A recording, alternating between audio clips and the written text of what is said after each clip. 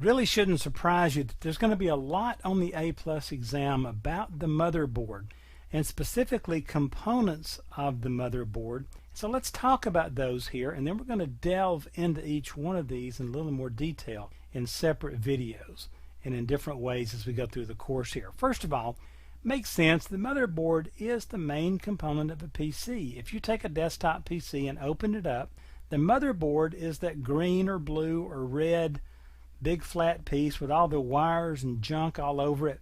That is the main component of your PC. It's where all your hardware connections connect. Everything plugs in, wires in, snaps onto, is soldered to, all that kind of stuff.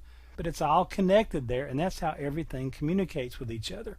Now this is also known as the system board. So if they mention the system board or the motherboard on the exam, they're talking about the exact same thing. I'm going to show you a picture of one in just a second. Now watch this. It just popped up on the screen. Make sure this makes sense to you. The motherboard on the A+ exam is considered a replacement part. Now in the real world, if you see a cracked motherboard or you suspect that the motherboard's gone bad, we usually replace the PC, because the cost for replacing the motherboard along with the labor it's going to take, probably cheaper just to grab a new PC, right? Well, on the exam, understand that sometimes they will suggest replacing a motherboard.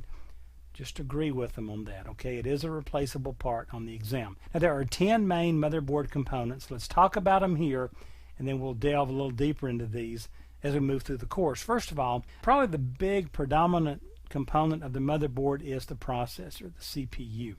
The second most noticeable is probably the sockets, the SIMs, the DIMM sockets that hold your RAM or your memory. After that, cache memory is a very important part of the motherboard. You'll have a level 1 or an L1 cache. This is a little set of memory that's integrated within the processor. Think of it as private RAM for the processor. Level 2 or L2 cache, same thing, but it's located outside the processor, usually as a little chip on the motherboard, and we'll talk more about that a little bit later on. Now the motherboard chipset, we will talk about this in a separate video as well. This is a whole family of functionalities that works to help the CPU get everything it does. It handles all communication between the CPU and all the hardware devices, and these are usually referred to as North Bridge and South Bridge. And again, we'll go into that a little deeper a little bit later on. The BIOS chip, we've already mentioned that in the course. This is a rectangular little chip. It's very easy to recognize on most motherboards. It's labeled. There's a little label stuck on the top of it. It shows the manufacturer's name and version number and then the year that the BIOS was manufactured. And then there's a battery out there. This provides power to the CMOS RAM to keep all of your CMOS settings working. Expansion slots, these are where we put our network cards, our sound cards, our graphics cards. We'll talk a lot more about expansion slots later on. Ports and connectors, these are your USB ports, your PS2 connectors, where we connect printers and FireWire and all that sort of stuff. Those things are built right into the motherboard. They are exposed through the case to the outside in most cases. But understand, that's a motherboard component you're looking at.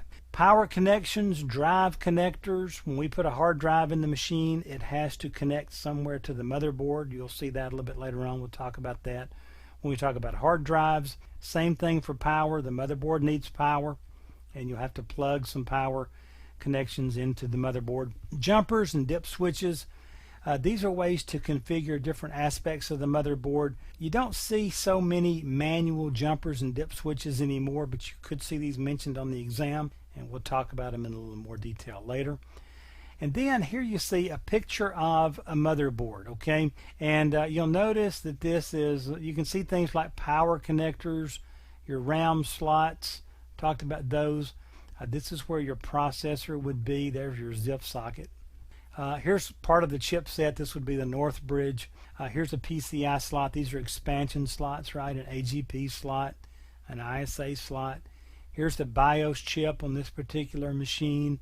Notice right back here is a keyboard connector. So this is one of your connectors, and notice this is going to be exposed through a little hole in the back of the machine. So that's what a motherboard looks like. There's all kinds of different variations.